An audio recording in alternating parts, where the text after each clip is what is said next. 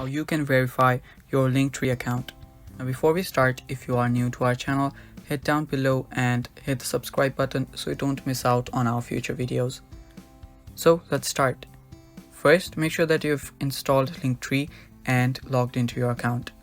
Now after you do that, when you open your account, you will see the verify account option right here. Now this means that your account has not been verified yet.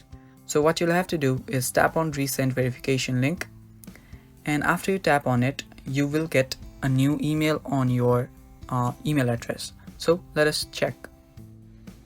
So just go to your email and open it up, and there you should be able to see a Linktree's email. So right there you will see the email, and just tap on verify it now. And after you do that, select a browser and wait for a while.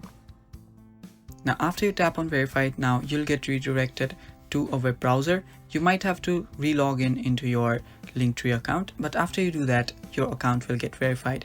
As you can see right here in the web version, I don't have the verification pop up again. So let's go back to our Linktree and check if we have the notification again.